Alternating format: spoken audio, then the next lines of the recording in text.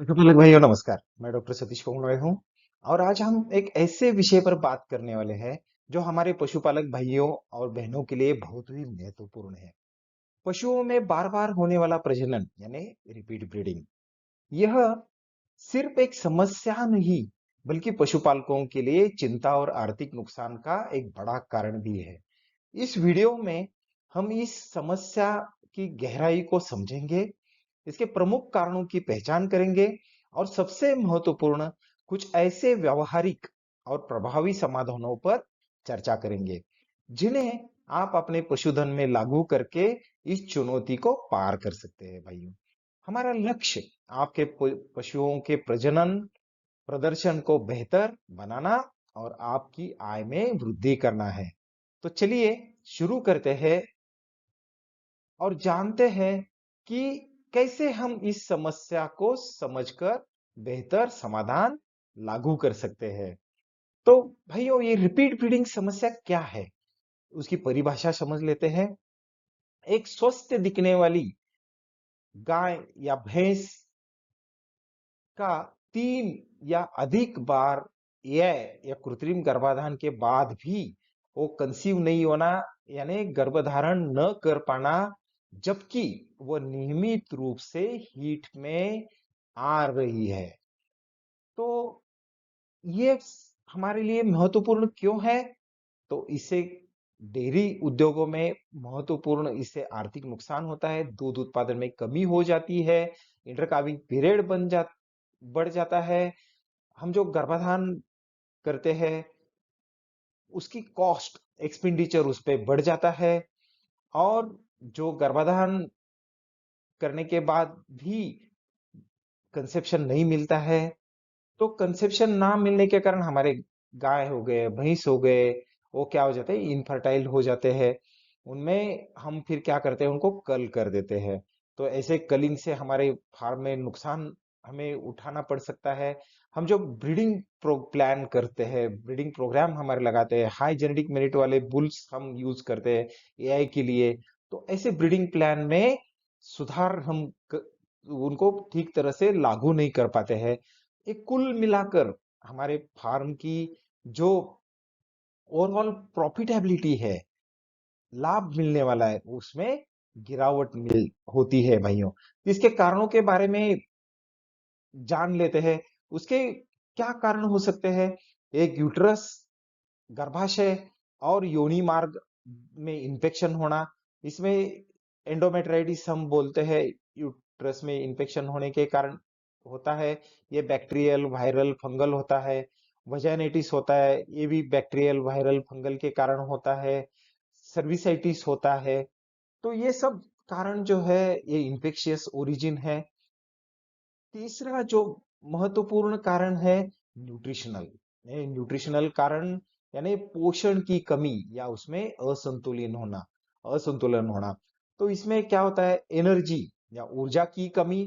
क्या होता है कि काविंग के बाद में हमारे गाय हो गए भैंस हो गए निगेटिव एनर्जी बैलेंस में आते हैं, क्योंकि हम बैलेंस फीड उनको अगर नहीं खिलाया तो उनमें प्रोटीन की कमी हो जाती है, ऊर्जा की कमी हो जाती है, मिनरल्स की कमी हो जाती है। जैसे ब्रीडिंग के लिए लगने वाले phosphorus, copper, selenium, iodine, cobalt की कमी होती है, विटामिन लगते हैं। तो विटामिन जो लगते हैं इसमें कंसेप्शन के लिए ज्यादा मात्रा में, तो विटामिन ए हो गया, ई हो गया, बीटा कैरोटीन हो गया, इसकी कमी होती है तो कंसेप्शन नहीं हो जाता होता है। चौथा है हार्मोनल इम्बैलेंस। हार्मोनल इम्बैलेंस में क्या होता है, ये जो रिप्रोडक्टिव हार्मोन्स है, तो रिप्रोडक्टिव हार्मोन्स में असंतुलन होने के कारण सिस्टिक ओवरी हो जाती है, जिसमें फॉलिकुलर सीस्ट, ल्यूटियल सीस्ट हो जाती है। तो परसिस्टेंट सीएल रह जाता है, उसका ओव्यूलेशन ठीक तरह से नहीं होता है। इनसफिशिएंट एलएच हार्मोन जो है, ल्यूटिनाइजिंग हार्मोन जो है, इनसफिशिएंट सर्ज हो जाता है। इसके कारण क्या हो जाता है, अर्ली एम्ब्रियोनिक डेथ हो जाती है।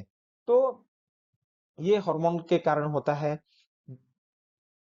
पांचवा है मैनेजमेंटल एरर्स। हम जो प्रबंधन करते हैं फार्म का, उसमें कई त्रुटियां रह सकती है।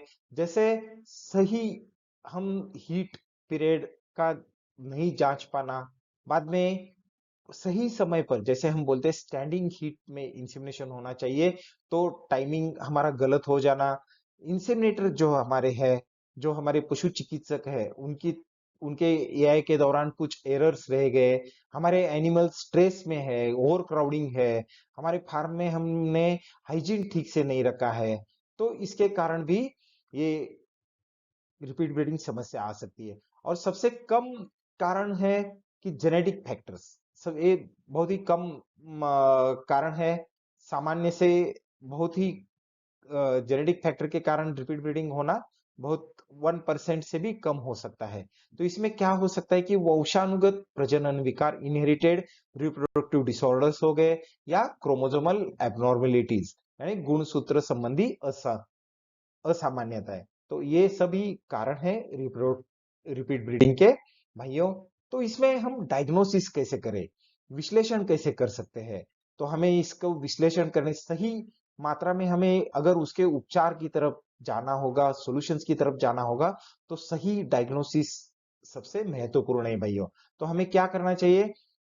हमारे जो हर्ड है या एनिमल्स है, उनका रिकॉर्ड हमें जांच करनी चाहिए। हमारे स्ट्रेस डिटेक्शन रेट कितना है, हमारा इंटरकामिंग कंसेप्शन रेट कितना है, बाद में इंटरकामिंग पीरियड कितना है। बाद में क्या करना चाहिए हमें? हमारी नजदीकी पशु चिकित्सक की सहायता से हमें उसका पर रेक्टल एग्जामिनेशन करना चाहिए, वजाइनल एग्जामिनेशन करना चाहिए। जो स्वैब हम लेते हैं जैसे एंटीबायोटिक सेंसिटिविटी टेस्ट के लिए, वो स्वैब हमें लेबोरेटरी में भेज देने चाहिए। और आजकल अल्ट्रासाउंड एग्जामिनेशन भी अवेलेबल है नजदीकी पशु चिकित्सालय में। तो आप अल्ट्रासाउंड एग्जामिनेशन करवा के उसके यूट्रस हो गया, ओवरी के फॉलिकुलर डायनामिक्स को चेक करके हम प्रॉपर डायग्नोसिस कर सकते हैं उसमें क्या प्रॉब्लम है। बाद में हम ऐसा कर सकते हैं कि उसका ब्लड या सीरम का हम जांच, वो उसका ब्लड नजदीकी प्रयोगशाला में भेज के उसमें मिनरल्स, विटामिन्स, जैसे ब्लड प्रोफाइलिंग हम बोलते हैं, वो चेक कर सकते हैं। हार्मोन का ऐसे कर सकते हैं, उन मेजर हार्मोन्स का, और डिसीज टेस्टिंग करके हम निष्कर्ष तक पहुंच सकते हैं कि इसका कारण क्या है। और महत्वपूर्ण है चौथा, कि यह टेक्निक जो हम एनिमल्स पे गर्भाधान कर रहे हैं, कृत्रिम गर्भाधान कर रहे हैं, वो ठीक से हो रही है क्या? सीमेन हैंडलिंग ठीक से हो रही है क्या? हमने सीमेन को ठीक तरह से लिक्विड नाइट्रोजन कंटेनर में रखा है क्या? उसका लेवल कितना है लिक्विड नाइट्रोजन का? रेगुलर उसको लिक्विड नाइट्रोजन कंटेनर में हम लिक्विड नाइट्रोजन डाल रहे हैं क्या? ये सब चीजें हैं भाइयों। तो इसको एक एक स्टेप बाय स्टेप हमें देखना चाहिए। तो इसके हम आगे चलते हैं सॉल्यूशंस, समाधान की तरफ। सबसे महत्वपूर्ण रीजन है रिपीट ब्रीडिंग का, तो संतुलित आहार हम पशुओं को हमारे ना देना। तो संतुलित आहार हमें देना चाहिए भाइयों, जिसमें ऊर्जा और प्रोटीन जो एनिमल की नीड के हिसाब से हमें देके उसको उसकी नीड पूरा कर देनी चाहिए। विशेष रूप से जो प्रारंभिक कालावधि है काविंग के बाद में, उसमें जो उनमें नकारात्मक ऊर्जा आती है, नेगेटिव एनर्जी एनर्जी बैलेंस से हमें बचाव करना चाहिए। और चारे की गुणवत्ता, जो हम चारा दे रहे हैं, वो चारे की गुणवत्ता अच्छी होनी चाहिए। खनिज और विटामिन की पूर्तता हमें ठीक तरह से करनी चाहिए। आपके खेत में जहां पे हम चारा उगा रहे हैं, प्रोडक्शन फॉडर प्रोडक्शन कर रहे हैं, उस जमीन की जो मिट्टी है उसका परीक्षण कीजिए, लेबोरेटरी में परीक्षण कीजिए, उसमें क्या कमी है, मिनरल्स की कौन सी कमी है। और चारे का भी विश्लेषण कीजिए, यानी आपको पता चलेगा कि कौन से मिनरल्स की कमी है, तो हमें वो ज्यादा देने पड़ेंगे। और हमें उनको एडिशनल रूप से चिलेटेड मिनरल्स हो गए, विटामिन ए हो गया, ई हो गया, बीटा कैरोटीन देना चाहिए। महत्वपूर्ण है भाइयों कि उनकी प्रजनन काल में शारीरिक कंडीशन जो है, वो शारीरिक कंडीशन जैसे 5 बिंदु पैमाने पे अगर 5 पॉइंट स्केल पे अगर देखे, तो 3 से 3.5 तक होनी चाहिए। जो एनिमल्स ज्यादा फैटी है, ज्यादा मोटे है, और ज्यादा दुबले है, तो ऐसे इसमें रिपीट ब्रीडिंग समस्या आती है। तो प्रॉपर बॉडी कंडीशन स्कोरिंग होना बहुत ही महत्वपूर्ण है भाइयों। दूसरे है, है कि जैसे हमारे मैनेजमेंट है और एआई प्रैक्टिसेस भी एक समाधान में महत्वपूर्ण भूमिका निभाते हैं भाइयों। तो इसमें हमें क्या करना चाहिए? एक्यूरेट हीट डिटेक्शन होना चाहिए।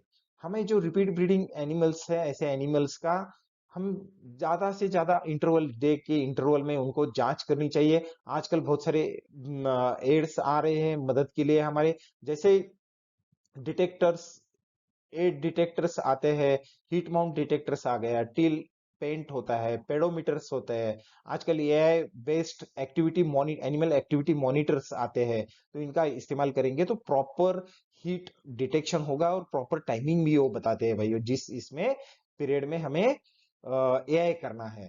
तो हमें एआई का प्रॉपर ऑप्टिमल टाइमिंग क्या होना चाहिए? तो प्रॉपर टाइमिंग जो है वो सबसे महत्वपूर्ण की स्टैंडिंग हीट। स्टैंडिंग हीट में हमें उसको एआई करना चाहिए। उसका जो डिस्चार्ज है, जो डिस्चार्ज आता है हीट पीरियड में, वो डिस्चार्ज क्लियर होना चाहिए, बाद में स्ट्रिंजी होना चाहिए, एक लाइन से नीचे आना चाहिए, और वो बीच में आके कट होना चाहिए। तो ऐसे अगर डिस्चार्ज प्रॉपर डिस्चार्ज है तो इसमें अगर एआई करेंगे तो हमें मैक्सिमम कंसेप्शन मिल सकता है। जैसे एआई कर रहे हैं तो एआई करने के लिए एवरेज बोलते हैं कि एम पीएम, जो मॉर्न अगर सवेरे गाय हीट में आती है तो शाम में एआई कीजिए, शाम में में आती है तो सवेरे एआई कीजिए, जिसको हम एएम पीएम रूल बोलते हैं। लेकिन उसमें 24 घंटे का हीट पीरियड होना चाहिए, ये आपको रिकॉर्ड से एक ऑब्जर्वेशनल हीट होनी चाहिए और उसका रिकॉर्ड रहेगा। तो उसमें आप तय कर सकते हैं कि कौन से स्टेज में हमें एआई करनी चाहिए। तो एआई करते समय प्रॉपर हमें स्वच्छता रखनी चाहिए, उसका वल्वल लीव्स की सफाई करके उसको ड्राई करना चाहिए, सही थॉइंग, प्रॉपर थॉइंग होना चाहिए, और सही जगह पे अंदर में यूट्रस, जो यूट्राइन बॉडी बोलते हैं, यूट्राइन बॉडी में सीमेन को ठीक तरह से डिपॉजिट होना चाहिए। तो इसके लिए हमें क्या चाहिए कि हमारे जो सही अच्छे एआई टेक्नीशियंस को आप कांटेक्ट करके उनसे अगर एआई करवाएंगे, ये क्योंकि एक टेक्निक है, ये टेक्निक जो एक्यूरेट प्रॉपर एसओपीज होते हैं, उसको एसओपीज को फॉलो करके अगर एआई होता है तो उसमें रिपीट ब्रीडिंग समस्या नहीं होती है भाइयों। और महत्वपूर्ण है चौथा, कि हमारे जो गाय है भैंस है उनको हम तनाव से यानी स्ट्रेस से फ्री रखना चाहिए। जैसे गर्मी का पीरियड है तो उसमें ठंडक की व्यवस्था करनी चाहिए, हमारे फार्म में उचित वेंटिलेशन होना चाहिए, हैंडलिंग के दौरान उनको तनाव कम होना चाहिए। जैसे मैंने अभी बताया कि एंडोमेट्राइटिस हो गया, जैसे हीट में आने के बाद पस डिस्चार्ज जो दिख रहा है उसमें पसी है, मिल्की दूध का कलर का डिस्चार्ज आ रहा है। तो इससे इसमें आपके नजदीकी पशु चिकित्सक को बुला के आप उसको सिस्टेमिक एंटीबायोटिक्स हो गए या इंट्रायूट्राइन इन्फ्यूजन्स होते हैं, यूट्राइन लवाज होता है, उनसे करवा लीजिए उनकी सलाह से। और दूसरा है कि वैक्सीनेशन रेगुलर, आप जो वैक्सीन आपके फार्म में आईबीआर हो गया, ब्रुसेला का तो लाइफ में एक टाइम वैक्सीनेशन होता है, वो करवा लीजिए। तो ये रिपीट ब्रीडिंग समस्या यानी नहीं होगी, अबॉर्शंस होते हैं अबॉर्शंस नहीं होंगे। जैसे बायोसिक्योरिटी मेजर्स बोलते हैं, तो जैसे बाहर से कोई हम गाय या भैंस परचेस करके लाते हैं तो उसको कम से कम 15 या 20 दिन तक क्वारंटाइन पीरियड में रखिए, उसकी जांच कीजिए, तभी वो बाकी के एनिमल्स में उसको मिलने के लिए दीजिए। जैसे रेगुलर हमारे पशु चिकित्सक की सहायता से आप उनका रेगुलर जांच कीजिए, स्वास्थ्य की जांच कीजिए। जैसे आपके फार्म में अगर कोई एनिमल का एबॉर्शन होता है, अर्ली एम्ब्रियोनिक डेथ होती है, या काविंग के बाद जो प्लेसेंटा होता है, वो ठीक तरह से उसका डिस्पोज ऑफ कर दीजिए। अगर आपके फार्म में वो एबॉर्टेड है या अर्ली एम्ब्रियोनिक डेथ वाला भ्रूण पड़ा है तो जगह को साफ कीजिए, बहुत सारे अच्छे डिसइंफेक्टेंट्स आते हैं, वो डिसइंफेक्टेंट से उनको क्लीन कर लीजिए, जाकि ताकि वो इन्फेक्शन बाकी जानवरों में ना फैले। ऐसे एनिमल्स को आप क्वारंटाइन करके अलग जगह भी रख दीजिए। और गाय के काविंग के बाद में जो पेन होता है, काविंग का जो पेन होता है, उसको भी आप डिसइंफेक्टेंट से डिसइंफेक्शन कर दीजिए। तो इससे क्या होगा कि आपके एनिमल्स में रिपीट ब्रीडिंग समस्या नहीं होगी, यानी उनमें इन्फेक्शन नहीं होगा। तो एक होलिस्टिक अप्रोच यानी समग्र रणनीति हमारी क्या होनी चाहिए? तो पोषण, हार्मोन, प्रबंधन यानी मैनेजमेंट और रोग नियंत्रण उपायों का समन्वित आप उपयोग कीजिए।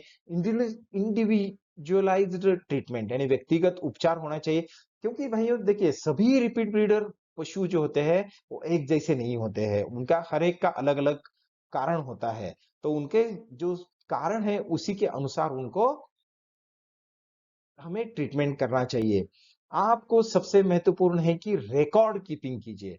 हमारे फार्म का एनिमल का रिकॉर्ड कीपिंग कीजिए, उनके हीट का रिकॉर्ड रखिए, इंसेमिनेशन का रिकॉर्ड रखिए, उनके कंसेप्शन का रिकॉर्ड रखिए, इंटरकाविंग पीरियड रखिए, इंटरकाविंग रेट का रिकॉर्ड रखिए, क्योंकि इसमें क्या होता है कि आपको डिसीजन लेना, सही डिसीजन लेना में हेल्प हो जाता है।